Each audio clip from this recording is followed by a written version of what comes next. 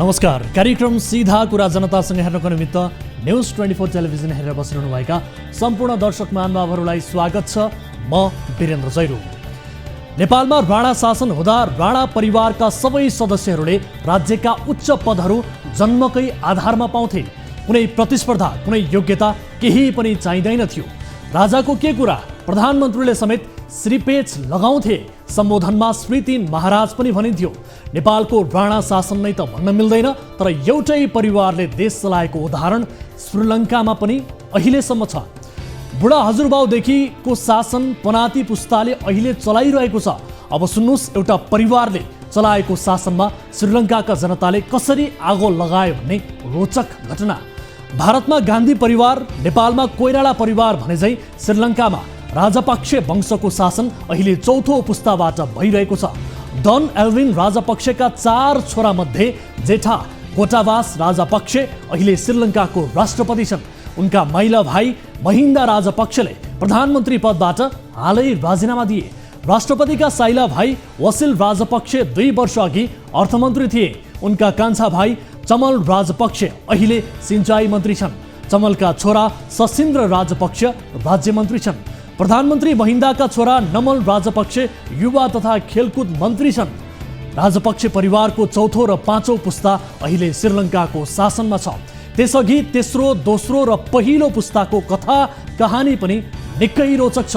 अहिलेको प्रसङ्ग हो, श्रीलङ्कामा यति जबरजस्त, यति लोकप्रिय हुँदाहुँदै पनि अहिले श्रीलङ्काका जनताले यही राजपक्षे परिवारको घर घर पुगेर आगो लगाइदिए। सरकारी ढुकुटीको 75% हिस्साको डाडु पन्यु समाउने यो परिवारको शासनमा आगो झोस्न श्रीलङ्कामा हनुमान आफै पुग्नै परेन।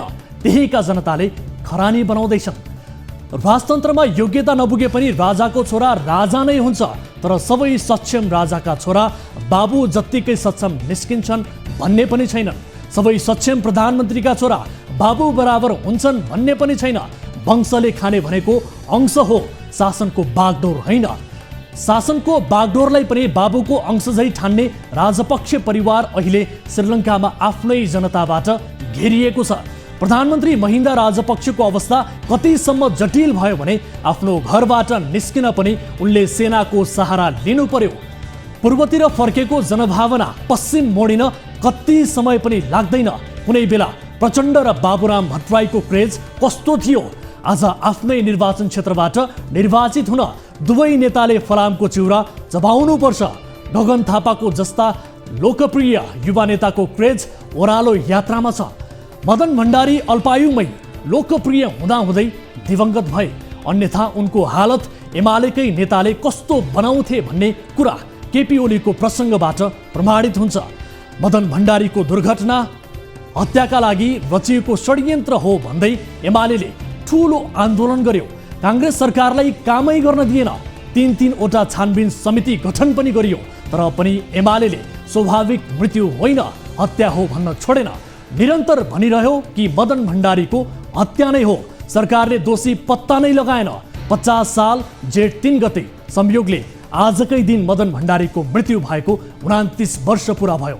मदनकै पत्नी विद्या भण्डारी राष्ट्रपति, उनकै अनुयायी केपी ओली प्रधानमन्त्री हुँदा पनि एमालेले भन्ने गरेको मदनको हत्यारा पत्ता लगाइएन। किनभने एमालेजनलाई पहिले नै थाहा थियो कि मदन भण्डारीको जीप दुर्घटनामा स्वाभाविक मृत्यु भएको थियो, कुनै हत्या थिएन। तर मदन भण्डारीको नाममा राजनीति गर्न सजिलो हुने भएकाले एमालेले हत्या हो भनिरह्यो निरन्तर। एमालेले यति मात्रै गरेन, वंश परम्परा सुरु गर्न विद्या भण्डारीलाई राजनीतिमा ल्यायो। संयोगले विद्या भण्डारी हेड अफ स्टेट हुनुभएको छ। यसमा हाम्रो कुनै खास टिप्पणी पनि छैन, तर विनम्रतापूर्वक हाम्रो प्रश्न यसो गर्दा के मदन भण्डारीले देखेको सपना पुरा भयो त? राजपक्षे परिवारको जय जयकार गर्दा कहिल्यै नथाक्ने श्रीलङ्काली जनताहरू अहिले आफै आफ्ना नेताको घरमा आगो लगाइरहेका छन्। यस्तो जहाँ पनि हुन्छ। अझै भन्ने हो भने नेपालमा झन् चाँडो चाँडो हुन्छ। शान्तिपूर्ण राजनीतिमा आएपछि माओवादीलाई जनताले दिएको मत हेरौँ। अहिले त्यही माओवादी अर्काको बोइन चढी एक्लै चुनाव लड्न नसक्ने अवस्थामा पुगेको छ। विकल्प भेट्ने बित्तिकै जनताले हर कुनै दल नेतालाई साथ छाडिदिन्छन्। चुनावी नतिजा आइरहेको छ। कतै यति बेला हाँसो छ, कतै आँसु छ। तर याद रहोस् 5 पुस्तादेखि श्रीलङ्कामा चलिरहेको राजपक्षे वंशमा त आगो लाग्दैछ भने यहाँ वंश कायम गर्छु भन्नेहरूको के खैरियत रहला। आउनु सुरु गरौँ जनताको चासो गुनासो र प्रश्न सहितको विशेष कार्यक्रम सीधा कुरा जनतासँग।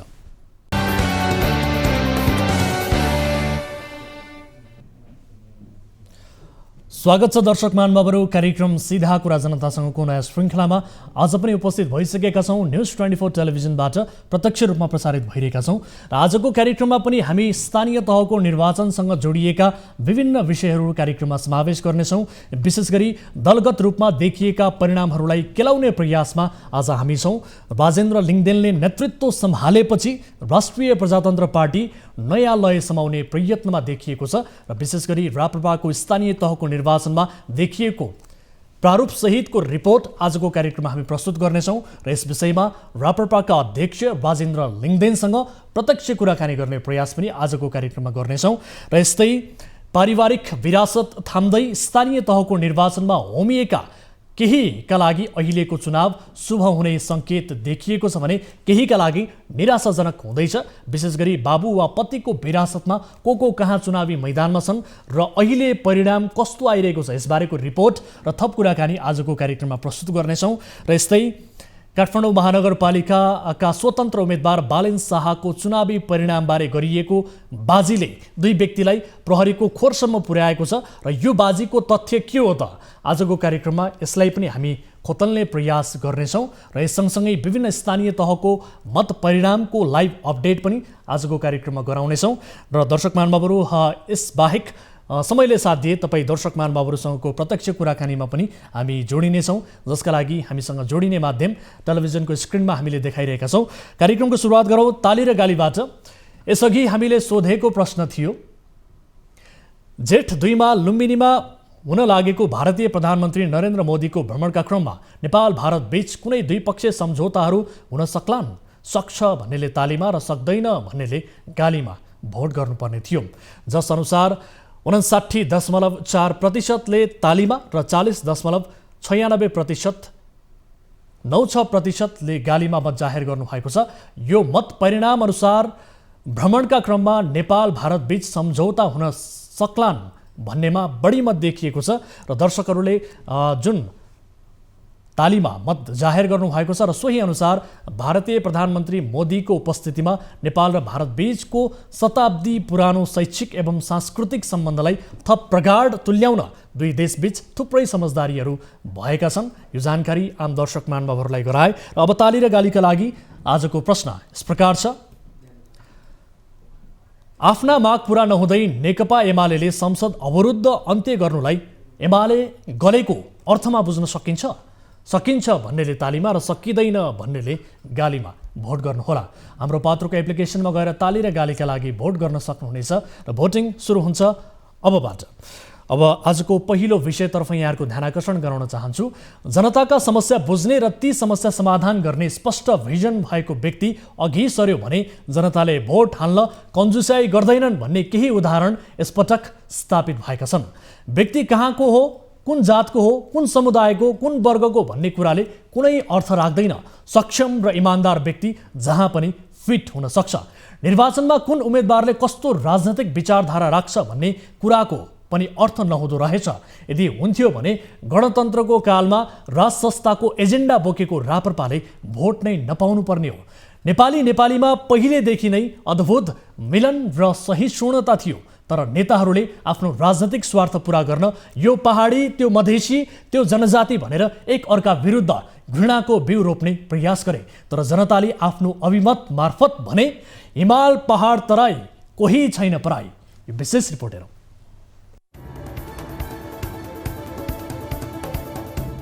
राजेन्द्र लिङदेन चालक अर्थात् अध्यक्ष बनेपछिको राप्रपा एक्सप्रेसले फेरि एकपटक नेपाली राजनीतिलाई तरङ्गित बनाउने छनक देखाएको छ। स्थानीय निर्वाचनको नतिजा सार्वजनिक भइरहँदा पहिलोमा गठबन्धनमा नेपाली कांग्रेस, दोस्रोमा नेकपा एमाले र धेरै पालिकाहरूमा तेस्रो पंक्तिमा राप्रपा देखिएको छ। बढी मतदाता होल्ड गर्ने दलहरूमा चाहिँ अहिले पनि नेकपा माओवादी केन्द्र नै रहने देखिन्छ। संविधान सभाको दोस्रो निर्वाचनमा राम्रै मत बटुलेको राप्रपा यसपटक केही सम्मानिने स्थितिमा छ। गठबन्धन र एमालेसँग टक्कर। काठमाडौँ लगायतका केही महानगरमा बागी र स्वतन्त्र उम्मेद्वारको चर्चा चुलिएको छ। एमाले र कांग्रेसले पूर्व आकलन अनुसार नै पहिलो र दोस्रो शक्तिका रूपमा आफूलाई उभ्याएका छन्। 5 दलीय गठबन्धनसँग अधिकांश पालिकामा एमाले एक्लै भिडेको छ। धेरै पालिकामा गठबन्धनका दलहरूबीच तालमेल नभएको पनि देखिन्छ। सीमित ठाउँलाई छोडेर एक्लै चुनावी मैदानमा हुमिएको रापरपाले केही उपमहानगरपालिका र पालिकाको प्रमुख र उपप्रमुख पदमा सुरुदेखि नै अग्रता लिइरहेको छ। 44वटा वडामा विजयको झण्डा फहराएको रापरपाले हालसम्म प्रमुखमा खाता खोल्न सकेको छैन। तर हेटौँडा उपमहानगरपालिका, दमक नगरपालिका, कपिलवस्तुको शिवराज नगरपालिका, काठमाडौँको शङ्खरापुर नगरपालिका, सिद्धार्थनगर नगरपालिका, धनुषाको गणेशमान चारनाथ नगरपालिका, झापाको हल्दीबारी गाउँपालिका, रूपन्देहीको रोहिणी गाउँपालिका, कैलालीको कैलाली गाउँपालिका लगायतका स्थानीय तहमा सुरुवाती समयदेखि अग्रता लिइरहेको छ।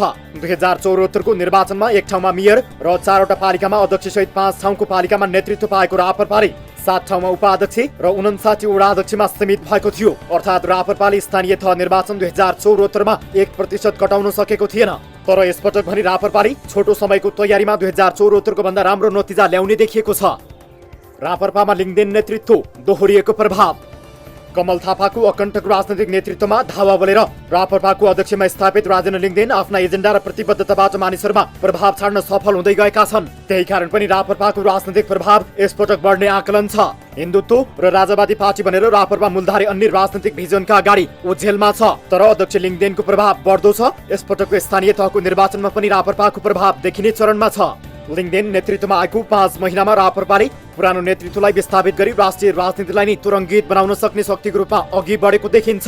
खास गरी नेपाली कांग्रेसको महाधिवेशनमा अतिथि वक्ताको रूपमा पुगेका लिङ्गदेनले संसद जस्तो छैन, अदालत जस्तो छैन, नेताले जनताको विश्वास गुमाएको अवस्था छ, गाउँमा नेता आएछ भन्दैनन्, कुन चोर आएछ भन्ने अवस्था छ भनेर दिएको अभिव्यक्तिको निकै चर्चा भयो। त्यसयता लिङ्गदेन चासोमा पर्ने नेताको रूपमा स्थापित पनि हुँदै गएका छन्। रापरपाको चुनाव चिन्ह हलो चर्चामा रह्यो। नतिजा विगतको भन्दा सुधारिएको हुने संकेत पनि छ। तर खास कुनै चमत्कारको सम्भावना चाहिँ छैन। लिङ्गदेन नेतृत्वमा आएको 5 महिनामा स्थानीय तहको निर्वाचन भयो। यसकारण पनि पार्टीले पर्याप्त तयारी गर्न नपाएका तर्क रापरपाका नेताहरू गर्छन्। स्थानीय तहमा भएका कमजोरी सुधार गर्दै आगामी संसदीय निर्वाचनमा प्रत्यक्षतर्फ 20 सिट जित्ने दाबी रापरपाको छ। यस विषयमा थप कुराकानी गर्नका लागि हामीसँग टेलिफोन सम्पर्कमा जोडिनु भएको छ राष्ट्रिय प्रजातन्त्र पार्टीका अध्यक्ष राजेन्द्र लिङ्गदेन। अध्यक्ष, यहाँलाई स्वागत छ कार्यक्रम सीधा कुरा जनतासँगमा। धन्यवाद। हजुर, अब तपाईँले राप्रपाको नेतृत्व लिएको 5 महिनामा स्थानीय चुनावको चाहिँ सामना गर्नु पर्यो होइन? हालसम्मको चुनावी नतिजा हेर्दा जनताले नयाँ स्वाद खोजेको अनुभूति गर्नु भएको छ कि अथवा जनता पुरानै स्वादमा रमायो भन्ने लाग्यो? के छ, यहीँबाट सुरु गरे। जनताले यथास्थितिको विकल्प खोजेको छ र खास गरी अहिले देशको ठुलो पार्टी हो भन्ने कांग्रेस, एमाले, माओवादीको विकल्प खोजेको छ। तर हामीले चाहिँ त्यो विकल्प चाहिँ राष्ट्रिय प्रजातन्त्र पार्टी हो भन्ने कुरा आम जनताको मनमा पार्न पनि सक्यौँ। तर ठिक ढङ्गले यो स्थानीय तहको निर्वाचनको तयारी गर्न सकेनौँ, जसले गर्दाखेरि अपेक्षाकृत परिणाम चाहिँ आउन सकेन। तर राष्ट्रिय प्रजातन्त्र पार्टी अब अगाडि बढ्ने क्रममा छ र यो नै वैकल्पिक शक्ति हो भन्ने कुरा चाहिँ प्रमाणित हुँदै गएको छ। अध्यक्ष, जस्तो अब चुनाव अघि पनि र अहिले पनि हामीले जब आफ्ना कार्यक्रमहरू युट्युबमा अपलोड गर्थ्यौँ होइन, विषयवस्तु जेसुकै होस्, कमेन्टमा चाहिँ बारम्बार भोट फर हलो भनेर आउँथ्यो। कमेन्टमा अधिकांश यस्तै देखिन्थ्यो। तर जुन ढङ्गबाट चर्चा भए त्यो चर्चा अनुसार हलोमा चाहिँ भोट चाहिँ परेन भन्ने तपाईँ आफैले पनि महसुस गर्नुभयो नि त? चर्चा अनुसार तपाईहरुको भोट चाहिँ परिणाममा देखिएन। हाम्रो तयारी नै पुगेन है, र जहाँ हामीले ठिक ढङ्गले तयारी गर्न सक्यौँ राम्रो परिणाम पनि आएछ। पपुलर मतको हिसाबले राम्रै आएछ र विभिन्न ठाउँहरूमा निर्णायक मतको रूपमा आएछ भने कतिपय ठाउँमा अनपेक्षित रूपमा हामीले परिणामहरू पनि प्राप्त गरिराखेका छौँ। हामीले जुन छोटो समय हामीले चाहिँ प्रयोग गर्यौँ त्यसको चाहिँ अब सङ्ख्यात्मक हिसाबले यति आयो उति आयो र अरूभन्दा यति धेरै भन्ने भन्दा पनि अहिले चाहिँ सन्देशको हिसाबले चाहिँ राष्ट्रिय प्रजातन्त्र पार्टी अगाडि बढिरहेछ भन्ने सन्देश दिन पर्याप्त मत आएछ भन्ने मलाई लाग्छ। अध्यक्ष, जस्तो अब केही दिनपछि राप्रपाबाट चुनाव जित्ने उम्मेदवारको आँकडा पनि स्पष्ट भइसक्ला होइन? यद्यपि तपाईँहरूले परिणाम चाहिँ सुखद रहेन भनेर भनिरहँदा जहाँ उम्मेदवारहरूको ले जित हात पार्छन् त्यसको आँकडा स्पष्ट रूपमा आइसक्ला। तर यसअघि तपाईँले जित्नेहरूबाट जुन ढङ्गबाट अग्रिम राजीनामा पत्र पार्टीले लिन्छ, गलत गर्नेलाई फिर्ता बोलाउँछ भन्नुभएको छ नि, यो अभिव्यक्ति व्यक्तिले पनि निकै चर्चा पायो होइन, यस्तै गर्नुहुन्छ भनेर हामीले कसरी पत्याउने भनिदिनुहोस् त। हामीले सही गराएको छौँ। हजुर, हामीले मनोनयन पत्र दिँदैखेरि राजीनामा पत्रमा पनि सही गराएका छौँ र फेरि पार्टीले स्वाभाविक रूपमा पार्टी हित विपरीत, जनताको हित विपरीत काम गर्नेलाई निष्कासन गर्न सक्ने, फिर्ता बोलाउन सक्ने अथवा पार्टीले कारबाही गर्न सक्ने अब छँदैछ। त्यसमाथि हामीले राजीनामा पत्रमा हस्ताक्षर गराउने, सङ्कल्प गराउने कामहरू अधिकांश ठाउँका हाम्रा उम्मेदवारहरूलाई हामीले गराएका छौँ। तपाईँका पार्टीका उम्मेदवारले जनताले सोचे अनुसार, अपेक्षा गरे अनुसार काम गर्न सकेनन् भने जुन ढङ्गबाट तपाईँहरूले त्यो अहिले जुन भन्नुभएको छ ती कुराहरूमा चाहिँ तपाईँहरू कार्यान्वयन गर्नुहुन्छ भन्ने कुरा चाहिँ जनताले कसरी पत्याउने भन्नुहोस् त? कामै गरेपछि पत्याउने हो होइन, कामै गरेपछि पत्याउने हो। अब हामीले हाम्रो उम्मेदवारहरूलाई हाम्रो नीतिअनुसार काम गराउनको लागि केन्द्रमा एउटा विज्ञहरूको समूह हुन्छ, त्यसले कुन ठाउँमा के काम आवश्यक हुन्छ, कुन काम गर्दा राम्रो हुन्छ भन्ने कुरा छलफल गरिकन त्यही अनुसारको काम गर्नलाई मद्दत गर्ने एउटा विज्ञहरूको समूह बन्ने छ र त्यो विज्ञहरूको समूहले सल्लाह सुझाव दिएर स्थानीय तहमा जे जति हामी ठाउँमा हामीले जित्छौँ त्यो वडादेखि प्रमुख उपप्रमुख पदसम्ममा योजनाबद्ध ढङ्गले नै काम गर्छौँ र गराउँछौँ। अब विशेष गरी तपाईँ चाहिँ अर्थतन्त्रका कुरा त्यो पनि आँकडासहित भन्नुहुन्छ होइन, जनताका आधारभूत समस्या बुदा बुदा गरेर तपाईँ भन्नुहुन्छ। सम्भवतः तपाईँका फ्यान पनि यही कारणले पनि बढेका छन्, तपाईँको क्रेज बढ्दो छ। तर नेता चित्रबहादुर केसीका कुरा सबैले मन पराउने तर भोट चाहिँ कसैले पनि नदिने स्थिति चाहिँ राप्रपाको हकमा पनि लागू हुने हो कि के भन्नुहुन्छ? विशेष गरी यो प्रश्न चाहिँ मेरो संसदीय चुनावसँग सम्बन्धित छ है, कसैले नपत्याउने अवस्था बन्ने हो कि? त्यस्तो हुँदैन। हामी योजनाबद्ध ढङ्गले काम गरिरहेका छौँ। सङ्गठन संरचनाको हिसाबले पनि राष्ट्रिय प्रजातन्त्र पार्टी र राष्ट्रिय जनमोर्चामा फरक छ र एजेन्डाको हिसाबले पनि हामी फरक छौँ। हामी एउटा एजेन्डामा मात्रै चाहिँ केन्द्रित छैनौँ, विकास सुशासनका मुद्दाहरूमा पनि उत्तिकै रूपमा खरो उत्रेर आउनेछौँ र देशव्यापी रूपमा हाम्रो जुन सङ्गठन सञ्जाल छ त्यसलाई अब क्रियाशील बनाइराखेका छौँ। त्यसले गर्दाखेरि उहाँ र हाम्रोमा फरक पर्छ र अहिले जनताले एकमात्र विकल्प चाहिँ राष्ट्रिय प्रजातन्त्र पार्टीलाई नै हेरिराखेको छ। अझ हामी सशक्त ढङ्गले अब यो बिचमा अगाडि जान्छौँ। अब तपाईँले एजेन्डाको कुरा गरिरहँदा नि विशेष गरी तपाईँ राप्रपाको अध्यक्ष भएर आउँदा र तपाईँ अध्यक्ष नहुँदा दुवै अवस्थामा पार्टीको एजेन्डा भने फेरिएको छैन। हिजो पनि हिन्दुत्व राजतन्त्र र आज पनि हिन्दुत्व र राजतन्त्र नै छ। अब तपाईँ अध्यक्ष भएर आएपछि तपाईँले पुरानै कुरालाई चाहिँ परिष्कृत वा भनौँ न चामललाई चिउरा भुजा बनाएर दिए जस्तो गर्नुभएको हो कि अथवा के हो त? हामीले यसपछि त्यो एजेन्डालाई परिमार्जित गर्ने भन्दा पनि जनताले बुझ्ने गरी विश्वसनीय ढङ्गले अगाडि बढाएका छौँ र त्यति मात्र होइन, हामीले हाम्रो कार्यशैली हाम्रो रणनीतिमा परिवर्तन गरेका छौँ र हामीले राष्ट्र संस्था हिन्दू राष्ट्रको कुरा मात्र होइन सुशासनको मुद्दालाई अझ जोड दिएका छौँ कि यो देशको अहिले सबभन्दा ठुलो समस्याको रूपमा रहेको भ्रष्टाचारको विरुद्ध हामीलाई चाहिँ आफूले चाहिँ एकदम खरो रूपमा चाहिँ उभ्याएका छौँ।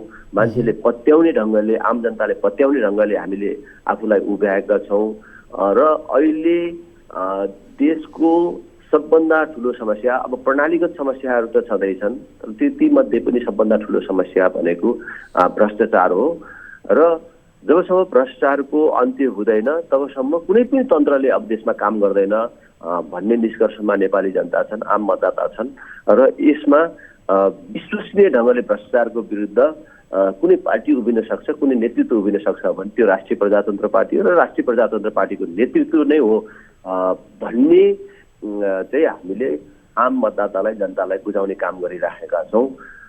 त्यसकारणले पनि हिजो र आजमा फरक छ। ठिक छ। तर अध्यक्षज्यू अहिलेको निर्वाचनको नतिजाले माओवादीको अवस्था सुध्रिएको, काङ्ग्रेसको अवस्था पनि सुध्रिएको चाहिँ बताइरहेको छ होइन। अर्थात् गणतन्त्रकै एजेन्डा अझै शक्तिशाली हुँदैछ भन्ने यसले सन्देश पनि दिएको छ। अब यस्तो बेलामा चाहिँ एन्टी करेन्ट राजनीति स्थापित गर्न परम्परागत शैली नै पर्याप्त हुन्छ र भने? काङ्ग्रेस अब एमाले माओवादीको अवस्था सुध्रियो अथवा काङ्ग्रेस माओवादीको अवस्था सुध्रियो भन्ने तपाईँको जुन कुरा छ त्यो चाहिँ कृत्रिम हो। अहिले काङ्ग्रेस र माओवादीको जुन गठबन्धन बनेर केही परिणामहरू आएको र त्यसले चाहिँ उनीहरूको अवस्था सुध्रियो भन्ने लागेको छ त्यो कृत्रिम हो। त्यो चाहिँ नि संसदीय निर्वाचनमा त्यो सबै प्रष्ट भइहाल्छ। अध्यक्षज्यू, जस्तो अब एउटा आरोपबारे पनि म प्रश्न गर्छु। विशेष गरी यो आरोप भन्दा पनि यो अब चर्चामा आएको विषय हो, सामान्य प्रश्न पनि हो, यसलाई यसरी लिनु होला। विशेष गरी पूर्व राजाको सदाशयता पनि तपाईँहरूप्रति छ भन्ने किसिमको कुरा छ। विशेष गरी कमल थापाले पनि यो विषयमा आरोप नै लगाउनु भएको छ। भएको कुरा चाहिँ के हो खासमा, यसबारे पनि बताइदिनुहोस् न। हुन त तपाईँहरूले यसअघि पनि यसलाई स्पष्ट पारिसक्नु भएको छ, यो सदाशयता छ भन्ने कुरामा चाहिँ के हो त वास्तविकता? होइन, अब यस्तो चाहिँ नि यो छुट्टै छलफल बहसको विषय हो जस्तो मलाई लाग्दैन। हजुर, नेपालमा राष्ट्रसंस्था चाहिन्छ भन्ने पार्टी प्रति शुभेच्छा हुने, सदाशयता हुने, होइन, राजाले चाहिँ यो पार्टी राम्रो होस् अथवा यो पार्टी ठिक छ भन्ने कुनै सदाशयता राख्नु, शुभेच्छा राख्नु गलत र अन्यथा हो भन्ने मलाई लाग्दैन। अब त्योदेखि बाहेक अतिरिक्त कुनै निर्देशन, सल्लाह, सुझाव र आग्रहबाट हामीले चाहिँ यो पार्टी बनाएको होइन, निर्माण गरेको पनि होइन र यो एजेन्डा बोकेको पनि होइन। तर मलाई के लाग्छ भने त्यो त जसले पनि बुझ्ने कुरा हो, नेपालमा राष्ट्र संस्था चाहिन्छ, हिन्दू राष्ट्र चाहिन्छ भन्ने मुद्दा बोकेर हिँड्ने पार्टी राम्रो होस् भन्ने त्यो शुभेच्छा, सदाशयता, सद्भाव भन्ने कुरा त राजालाई स्वाभाविक रूपले हुन्छ होला नि। राजाको चाहिँ सदाशयता त अवश्य रहन्छ होला नि, त्यसमा त के छलफलको विषय हो र अचम्मको कुरा हो र। ठिक छ, म अर्को प्रश्नमा जान्छु। विशेष गरी हामीले बुझेअनुसार राप्रपासँग विवेकशील साझाले पनि एकताको प्रयास गरेको थियो भन्ने कुरा छ, तर तपाईँहरू चाहिँ नाम फेर्ने कुरामा सहमत हुनु भएन भन्नेसम्मको चर्चा पनि छ। अहिले विवेकशील साझाको नामो निशान मेटिने सङ्केत अवस्था देखिएको छ। यो सङ्केत देखिएको छ किनभने चुनावी परिणामले नामो निशान नै मेटिने हो कि भन्ने किसिमको डर एकातिर छ। अब यो अवस्थामा विवेकशील साझाको बार्गेनिङ पावर घटेको छ। यो बार्गेनिङ पावर घटेको अवस्थामा एकता सम्भव होला कि के छ त? अगाडि पनि त्यस प्रकारको गम्भीर छलफलहरू भएका थिएनन्। अब एक भएर जान पाए हुन्थ्यो भन्ने सम्मका कुराकानीहरू भएको थियो, तर त्यसले कुनै ठोस आकार लिन सकेको थिएन। अब यो निर्वाचन पछिको परिस्थितिमा के गर्ने भन्ने कुरामा हामी अहिले छलफलमै प्रवेश गरेका छैनौँ र यसबारेमा खास हाम्रो कुनै ठोस धारणा बनेको छैन। ठिक छ, अब अन्तिम प्रश्न। विशेष गरी काठमाडौँ महानगरमा स्वतन्त्र उम्मेदवारलाई यहाँका मतदाताले खन्याएको मतलाई चाहिँ तपाईँहरूले कसरी लिनुभएको छ? यसले चाहिँ मैले अघि भने जस्तै प्रश्न सङ्केत गर्छ भने नेपाली जनता यथास्थितिबाट देश अगाडि बढ्न सक्दैन। फेरि पनि भन्छु, अहिले 30-32 वर्षदेखि नेपालको राजनीतिमा नेतृत्व गरिराखेका केही सीमित राजनीतिक दल र तिनका पनि सीमित नेताहरूको विकल्प देशले खोजिराखेको छ, आम जनताले खोजिराखेका छन् भन्ने कुराको सन्देश हो चाहिँ अहिले बालेनले चाहिँ प्राप्त गरिराखेको मत। अब विशेष गरी काठमाडौँवासीहरू चाहिँ नस्लवादी छन् भन्ने किसिमको आरोप मधेसवादीहरूले लाउँथे होइन।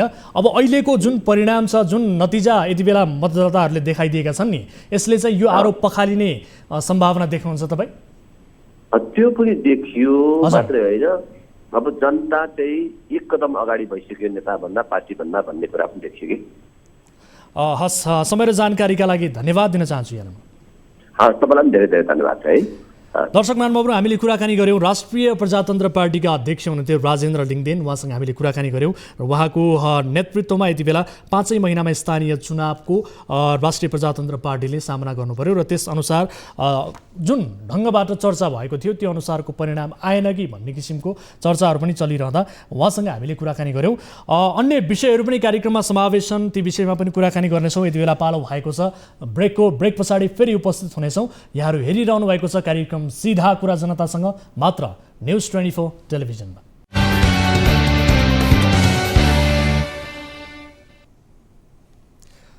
ब्रेकपछि स्वागत छ दर्शकहरू कार्यक्रम सीधा कुरा जनतासँगमा। अब अर्को विषय, यसपटकको स्थानीय तहको निर्वाचनमा नेताहरू मात्रै चुनावी प्रतिस्पर्धामा उत्रिएनन्, वरिष्ठ नेताका आफन्त वा छोराछोरी पनि मैदानमा आए। केहीको राजनैतिक जीवनमा यो चुनाव फलदायी हुने सङ्केत देखिएको छ, तर केहीका लागि पहिलो गाँसमै ढुङ्गा हुने लक्षण छ। रेणु दाहाल भरतपुरमा कडा टक्करको सामना गरिरहेकी छिन्। काङ्ग्रेसका नेता प्रकाशमान सिंहकी पत्नी सृजना काठमाडौँमा तेस्रो स्थानबाट माथि उक्लने प्रयत्नमा छिन्। विराटनगरमा जसपाका अध्यक्ष उपेन्द्र यादवका छोरा अमरेन्द्रलाई उपमेयरमा पनि समस्या बन्दैछ। बाबु वा पतिको विरासतमा को कहाँ कहाँ भिडेका थिए र अहिले परिणाम कस्तो आइरहेको छ, यो विशेष रिपोर्ट हेरौँ।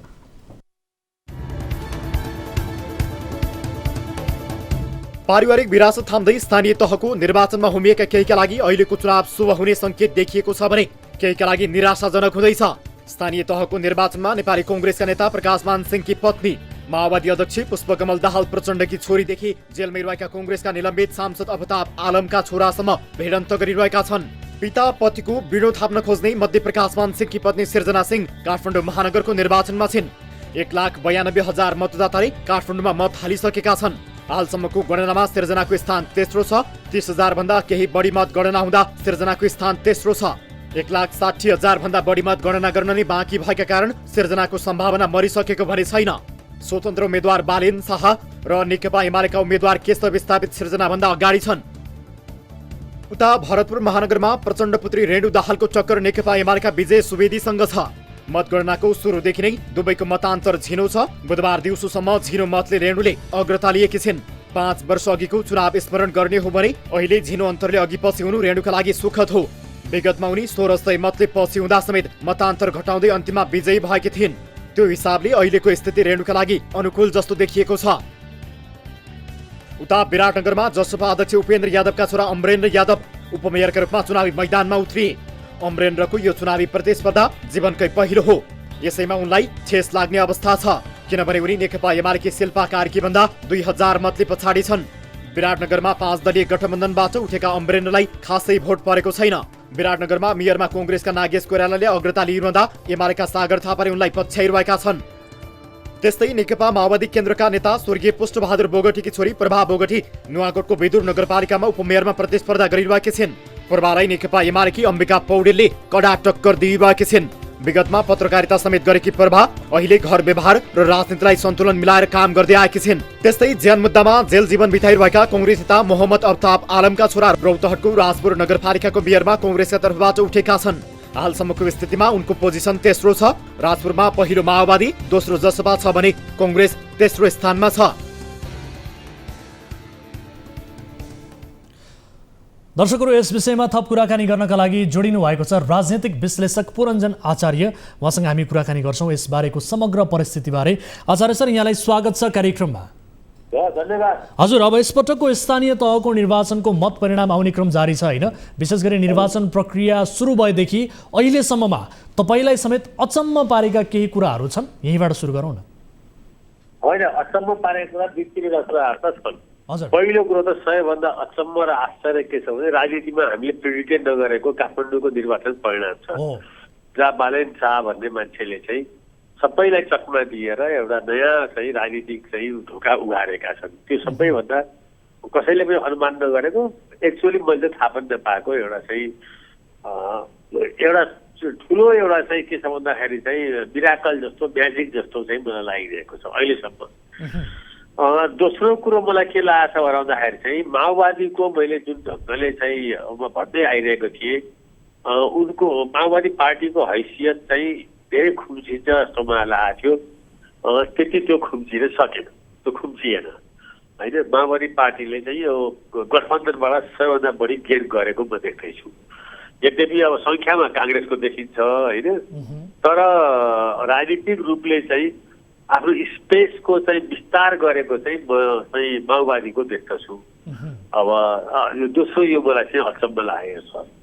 तेस्रो कुरो के छ भन्दाखेरि चाहिँ यत्रो चाहिँ एमाले विरुद्धको गठबन्धन 5 पार्टीको हुँदै पनि एमाले आफूलाई चाहिँ धेरै हदसम्म जोगाएको छ। धेरै हदसम्म चाहिँ 5 दलको गठबन्धनले जुन ढङ्गले चाहिँ एमालेलाई टार्गेट गरेर चाहिँ यो निरङ्कुशवादी हो, यो चाहिँ ओलीको नेतृत्व चाहिँ यस्तो हो उस्तो हो भनेर यो गठबन्धन बन्यो, त्यसलाई चाहिँ चिरेर एमाले पनि आफूलाई एउटा सम्मानजनक ठाउँमा, यद्यपि उसले 1 सभा सिट गुमाएको होला, राजनीतिमा त्यो कुरा फेरि फर्काउनलाई खास टाइम लाग्दैन। एमाले पनि आफूलाई चाहिँ एउटा सन्तुलित चाहिँ एउटा पोजिसनमा चाहिँ पाएको हुनुपर्छ। आज एक्लै हुँदा पनि हिजो त अब 40% दिएको माओवादीले अहिले पाइरहेको मत एक ठाउँमा छ होइन। हजुर त्यस्तै माधव नेपालजीहरू छुटेर जाँदा पक्कै पनि हाम्रो जुन ढङ्गको चाहिँ पोलिटिकल युनिट छ त्यहाँ त्यसको पनि चाहिँ धेरै ठुलो असर पर्छ। त केही कुराहरू चाहिँ के छ भन्दाखेरि चाहिँ अब हामीले अनुमान गरे भन्दा पृथक छ। अब नेपाली काङ्ग्रेसले स्वाभाविक रूपमा डिभाइडेड कम्युनिस्ट हुँदाखेरि पाउनुपर्ने चाहिँ फाइदा चाहिँ उसले पाइरहेकै छ। हजुर आचार्य सर, अब जस्तो अलिकति पारिवारिक राजनीतिक विरासतका आधारमा उठेका उम्मेदवारहरूको पनि कुरा कोट्याउँ, विशेष गरी त्यसरी उठेका धेरै जसोका लागि चाहिँ अहिलेसम्मको नतिजा हेर्ने हो भने सङ्केत चाहिँ सुखद देखिएको अवस्था छैन। यो अवस्थालाई हेर्ने हो भने मेरो हजुरबाउले चाहिँ घिउ खाएका थिए, मेरो हात सुँग्द भन्ने कुरा अब राजनीतिमा लागू नहुने अवस्था आएको भन्न मिल्छ? होइन, पारिवारिक विरासत अहिले पनि साउथ एसियन पोलिटिक्समा एक ढङ्गले केही सपोर्ट चाहिँ गर्छ होइन। तर त्यो मात्रै चाहिँ सबै कुरा हो भनेर जुन ढङ्गले चाहिँ त्यसलाई बुझ्न खोजियो नि त्यो चाहिँ के छ भन्दाखेरि चाहिँ त्यो गलत बुझाइ थियो। जस्तो अब एक्जाम्पलको लागि भनौँ न, प्रकाश मानजीको आफ्नो सङ्घर्ष, आफ्नो चाहिँ बाबुबाजेको चाहिँ विरासत सबै छ। हजुर तर अब उहाँको श्रीमती नै भएको कारणले गर्दाखेरि चाहिँ काठमाडौँवासीले उहाँलाई चाहिँ जिताउनै पर्छ भनेर भन्ने चाहिँ अनि त्यो चाहिँ के छ भन्दाखेरि चाहिँ अलिक अतिशयोक्ति भयो। यो चाहिँ के हो भन्दाखेरि चाहिँ भारतको बिहारमा एउटा चाहिँ नेता उदाएका थिए लालु प्रसाद यादव, उनले आफ्नो श्रीमतीलाई चाहिँ मुख्यमन्त्री बनाइदिए। यस्तो धेरै ठाउँमा भएको छ। तर सृजनाशीलको कुरा गर्ने हो भने उहाँ त्यस्तो कुनै विवादित पात्र त हुनुहुन्न थियो होइन। उहाँलाई दिएको भयो भने के हुन्थ्यो, तर मत त उहाँलाई दिइएन नि, जनताले पत्याएनन्। पत्याउने कुरा छैन। पत्याउने कुरा के छ भने त्यसैले विरासतले कहीँ न कहीँ केही न केही सपोर्ट गरेर चिनाउनलाई सहयोग गर्छ। तर भोट र जनताको विश्वास जित्नको लागि त आफू राजनीतिक मैदानमा उत्रिएको देखिनुपर्छ। र अहिलेको प्रब्लम के भन्दाखेरि सृजना सिंहलाई चाहिँ 24 घण्टा अगाडि निर्णय गरेर बिचारा चाहिँ ल्याएर अब चाहिँ फ्याट लाएर बिहारमा उठाउनु भन्दा 2-4 वर्ष अगाडिदेखि चाहिँ उसलाई चाहिँ अब त्यसको लागि तयारी गरेको भए मलाई लाग्छ एउटा विरासतको त्यसमा चाहिँ केही न केही एड हुन्थ्यो होला। त्यसैले एउटा कुरा के बुझ्नु पर्यो भन्दाखेरि समय परिवर्तन भएको छ। परिवर्तित समयमा चाहिँ मैले मेरो बाबुबाजेहरूले यो गरेँ ऊ गरेँ भनेर अब त्यो चाहिँ इतिहासको विद्यार्थीहरूको लागि चाहिँ त्यो पढ्ने विषय होला, त्यो आर्काइभ्समा। तर अहिलेको मान्छे आफ्नो भविष्य हेर्छ, अहिलेको युवाहरू देशको भविष्य हेर्छ। अहिलेको जनमत अहिलेको यस्तो 21st सेन्चुरीमा होइन भविष्यलाई अलिकति चाहिँ दिशा निर्देश गर्नेलाई मानिसहरू त्यसमा जोडिन चाहन्छ। अब के गरे त गणेश मानजीको चाहिँ बुहारी हो भन्दैमा गणेश मानजीलाई माथिबाट ल्याउने हो र प्रकाश मानजीको श्रीमती चाहिँ हो भन्दैमा चाहिँ अब उहाँलाई चाहिँ के छ भन्दाखेरि जिताउनै पर्ने बाध्यता चाहिँ काठमाडौँवासीले ठानेन। त्यस कारणले यस्तो यो हठात निर्णय गरेर जबरजस्ती लादेर अहिले त के छ भन्दाखेरि पिपुलको बिचमा रियाक्सन नआउने चाहिँ उम्मेदवारलाई चाहिँ जनताले जिताइरहेका छन् होइन। अब यो केस जस्तो अब अहिले मैले देखिरहेको छु काठमाडौँको या अरू अन्यत्रको पनि होइन। फेरि अब काठमाडौँ यसै पनि सबैभन्दा सचेत ठाउँ हो नेपालको। त्यहाँ चाहिँ जसलाई पनि म चाहिँ ल्याएर दिन्छु। अब योभन्दा पहिलेको 4-5 वर्ष अगाडिकै चाहिँ काङ्ग्रेसले उठाएको उम्मेदवारको चाहिँ एउटा अति खासै सम्मानजनक हार भएको थिएन, राजु जोशी। त्यो पनि चाहिँ प्रकाश मानजीको हटको कारणले आएका थिए। त्यस कारणले मलाई लाग्छ के छ भन्दाखेरि चाहिँ अब यस्तो यो हटयोगी भएर राजनीतिमा होइन यही मान्छे नै चाहिन्छ, यही छ काङ्ग्रेसको जित्ने मान्छे चाहिन्छ। यसको अर्थ जसरी अब विशेष गरी काठमाडौँ महानगरमा सशक्त उम्मेदवार अघि सार्न नसक्नु एमालेको गम्भीर बोलो भनेर एमालेका नेताहरू यति बेला बोल्न थालेका छन् नि, यस्तै कुरा चाहिँ काङ्ग्रेसको हकमा पनि भन्न सकिन्छ होइन त? एकदमै सकिन्छ नि। काठमाडौँ जस्तो राजधानी जस्तो ठाउँमा मेयर जस्तो पद कसलाई दिने, के आधार भएकोलाई दिने, त्यसको भूमिका के हो भनेर मलाई लाग्छ एक दिन पनि यो काङ्ग्रेसका नेताहरूले छलफल गरेन। यो भन्दा यिनीहरूको नालायकी पनि के हुन्छ र मेयर यसलाई दिँदैछौँ र यसबाट यो भूमिका खेल्नुपर्छ भनेर रामचन्द्र पौडेल या चाहिँ के अरे चाहिँ शेरबहादुर देउपाहरूले या चाहिँ महामन्त्रीहरूले या उपसभापतिहरूले मलाई लाग्छ चाहिँ कमसेकम किन दिने विषयमा उहाँको भूमिका के हो, त्यो भूमिका खेल्न सक्ने उहाँसँग पिता क्षमता छलफल गर्नु पर्दैन। त्यो राजधानी जहाँ चाहिँ 50 लाख मान्छे बस्छन्, त्यो राजधानी जहाँबाट चाहिँ संसार चाहिँ आएर टेक्छ छ, त्यस्तो पनि कहिले उम्मेदवार दिने हो। एमाले चाहिँ जे चाहिँ सोचिरहेको छ या जे भनिरहेको छ एमाले आज गल्ती भयो भनेर हजुर होइन। अब काङ्ग्रेसमा त अब धेरै जस्तो कार्यकर्ताहरूसँग त्यो आँट पनि छैन, त्यो भन्न पनि सक्दैन।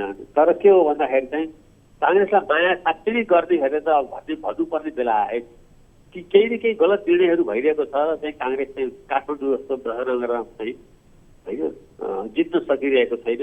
सामान्यभन्दा सामान्य किसिमले पनि हारिरहेको छ। हिजो ठिक छ, काङ्ग्रेसले अब गठबन्धन गरेर चुनावमा गयो होइन, महानगरलाई आधार बनाउने हो भने पनि विगतमा पनि 2 महानगर ललितपुर र विराटनगर जितेको इतिहास छ। तर यसपटक पनि तिनै 2मा चाहिँ चित्त बुझाउनु पर्ने जस्तो देखियो। यो कुरालाई चाहिँ कसरी बुझ्नु? होइन, निसन्देह हेर्नुहोस्, काङ्ग्रेसले यो अहिले सङ्ख्यात्मक रूपमा चाहिँ र प्राविधिक रूपमा अहिले 100+ ठाउँ जितेको जस्तो देखिँदैछ। 100 नभनौँ, 70-80 भनौँ, 50-60। तर अब जनमत चाहिँ काङ्ग्रेसप्रति आइरहेको म देखिरहेको छैन।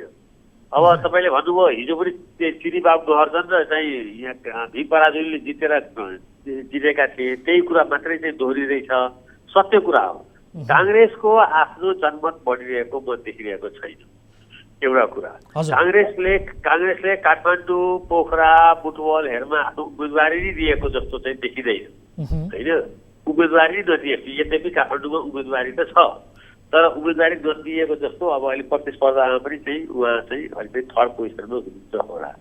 त्यस कारणले काङ्ग्रेसले चाहिँ अब बिस्तारै के गर्दैछ भन्दाखेरि चाहिँ आफूलाई खुम्च्याउँदै होइन। अब एलायन्सले गर्दा जितको एउटा उन्माद त हुन्छ होला होइन, हामीले 200-300 सिट जित्यौँ भनेर। तर जनमत चाहिँ कति जित्दैछ, नेपाली जनताको भोटको पर्सेन्टेज कति काङ्ग्रेसले पाइरहेको छ, कसरी चाहिँ काङ्ग्रेस चाहिँ खुम्चिँदैछ, यो फेरि छुट्टै एउटा चाहिँ अध्ययन अनुसन्धानको विषय हुनसक्छ। अब अहिले त कहाँ छ, काङ्ग्रेसको त महानगरपालिका चाहिँ त्यो 2टा चाहिँ हिजो जितेकोलाई चाहिँ फेरि त्यसलाई चाहिँ मेन्टेन गरेको जस्तो देखिन्छ। त्यो पनि विराटनगरमा अब उपमेयर छैन। हिजो उपमेयर लगायत झन्डै बहुमत थियो, अब अहिले चाहिँ बहुमत पनि गुम्दैछ होइन। वार्डहरू सबै हार्दैछ मोटामोटी रूपमा, सबै त नभनौँ तर मोटामोटी रूपमा अधिकांश वार्ड हार्दैछ। अब विशेष गरी सुधारिएको छैन भनेर भनिरहँदा यसको कारण चाहिँ के हुन सक्छ त? विशेष गरी कम्युनिस्टमा आएको फुट हो कि अथवा सभापति देउबाको गठबन्धनको नीतिका कारण यस्तो भएको हो कि के भन्न सकिन्छ? होइन, केही गठबन्धनले केही फाइदा भएको छ भने केही गठबन्धनले धेरै चाहिँ के छ भने काङ्ग्रेसलाई डिस्टर्ब गरेको, काङ्ग्रेसलाई कन्फ्युज पारेको छ अगाडि हिँड्ने बाटोमा।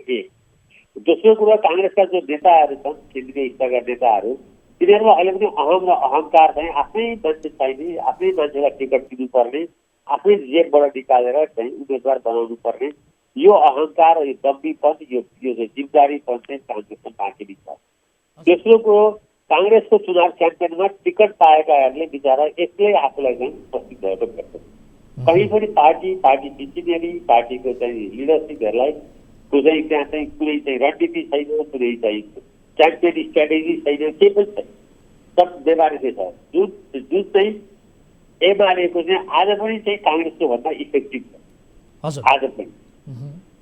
ठिक छ, अब मेरो अन्तिम प्रश्न यहाँलाई आचार्य सर, विशेष गरी गठबन्धनसँग बाबुराम भट्टराई, माधव कुमार नेपाल, जननाथ खनाल, अरू अन्य नेताहरूले पनि चित्त दुखाइसक्नु भएको अवस्था छ।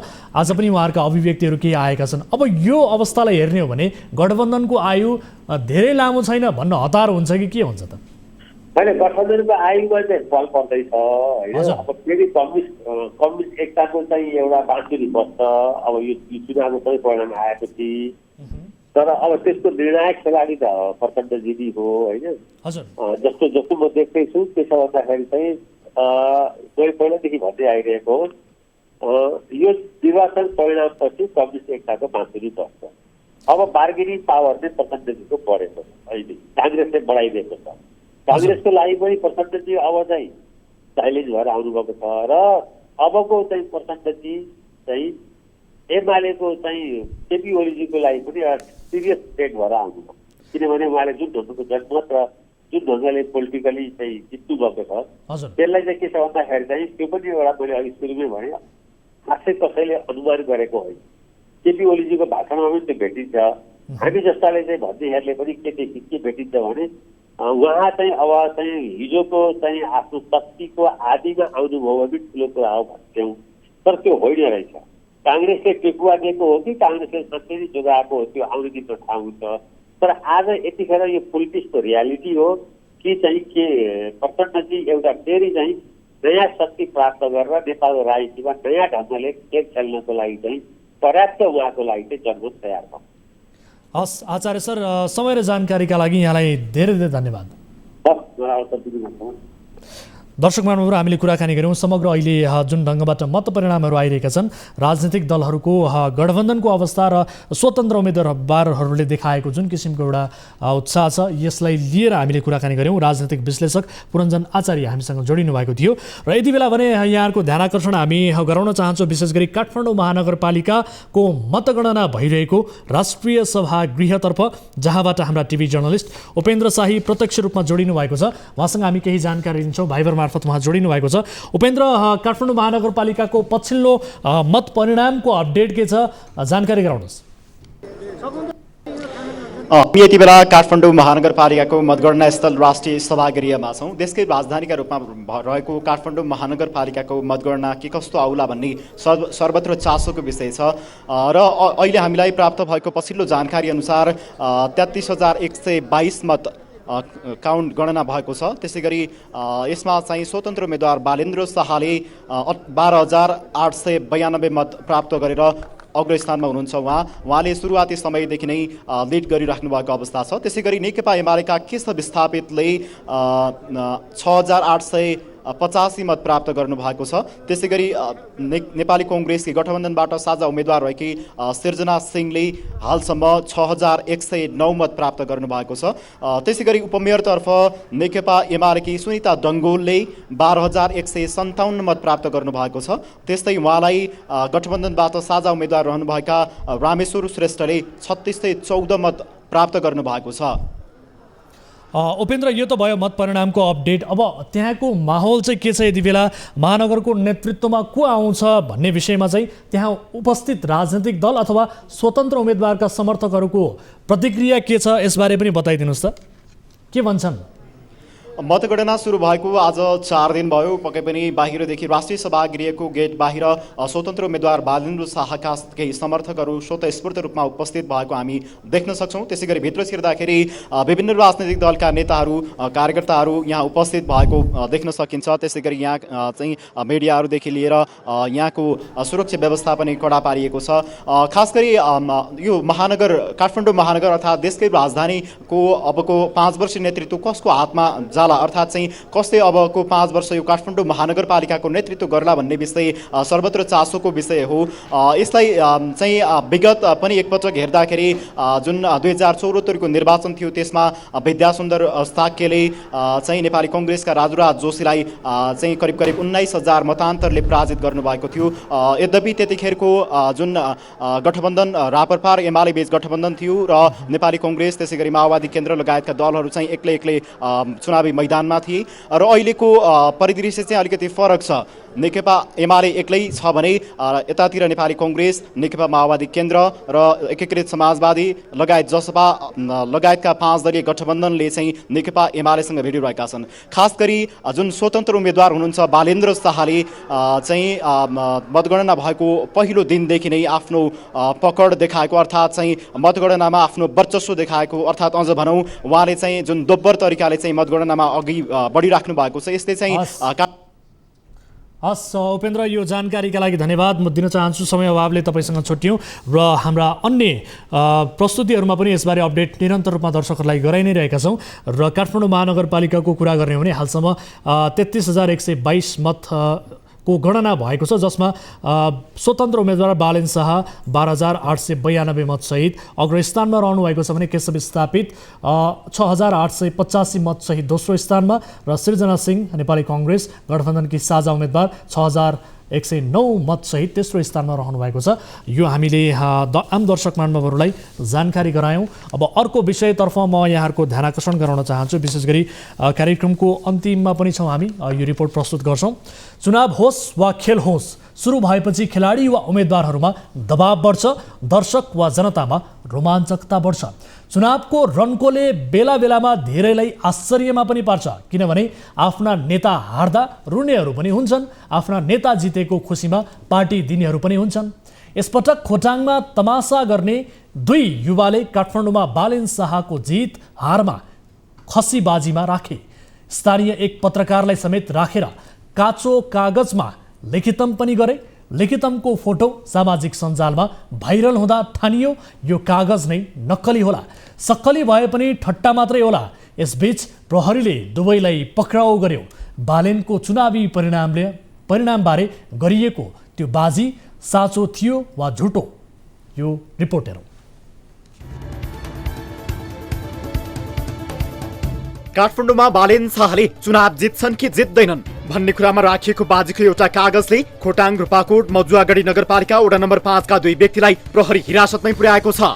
स्थानीय विजय फुयाल, रमेश खड्काले बाजी लगाएको कागज बनाए र यो कागज सामाजिक सञ्जालमा भाइरल बन्यो। कतिपय गम्भीर मामिलामा समेत वास्ता नगर्ने प्रहरीले बाजीमा खसिराखेको कागज भाइरल भएपछि फुयाल र खड्का दुवैलाई गत सोमबार पक्राउ नै गर्यो।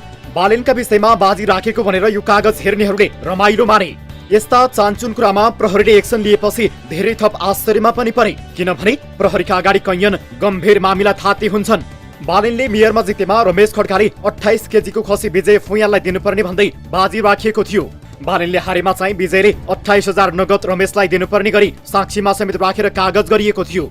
यो कागजको प्रकृति हेर्दा रमाइलोका लागि गरेको जस्तो पनि देखिन्छ।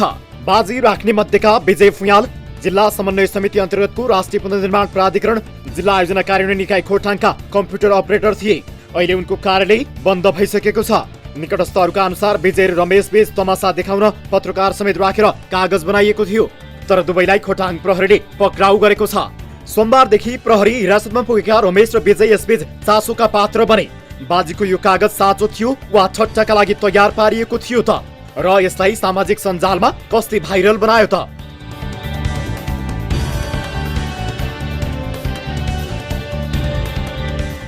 पक्राउ परेका विजयका भाइ विनयले दिएको जानकारी अनुसार साथीभाइ बीच बसेर चुनावी गफ गर्दा रमाइलोका लागि कागज गरिएको थियो। बालेनले जिते पनि हारे पनि 28,000 बराबरको बाजी तिर्न सक्ने हैसियत आफ्ना दाइ वा परिवारको नभएको विनयले बताए। सामाजिक सञ्जालमा बाजी राखेको कागजको फोटो भाइरल भएको छ, तर कागज नै चाहिँ प्रहरीले भेटेको छैन। काँचो कागजमा दुवै पक्षले सही छाप गरेको देखिने यो फोटोको सक्कल कागज फेला नपरेमा प्रहरीले मुद्दा दर्ता गर्न पनि सक्दैन। प्रहरीले चर्चा कमाउन खड्का र फुयाललाई पक्राउ गरे पनि सजिलै मुद्दा दर्ता गर्न सक्ने अवस्था छैन। खोटाङ प्रहरी स्रोतले दिएको जानकारी अनुसार दुवैलाई सम्झाइ बुझाइ छाड्ने तयारी भइरहेको छ। सम्भवतः बुधबार अबेरसम्ममा दुवैजना हिरासत मुक्त हुनेछन्।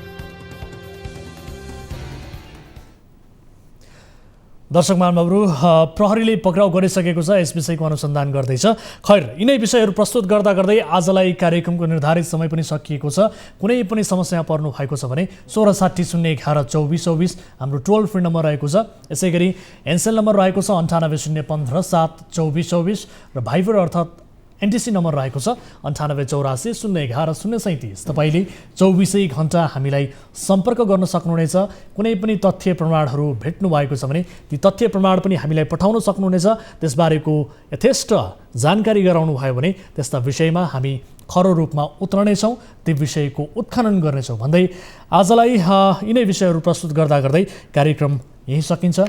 हामी निरन्तर न्युजमा छौँ। नमस्ते।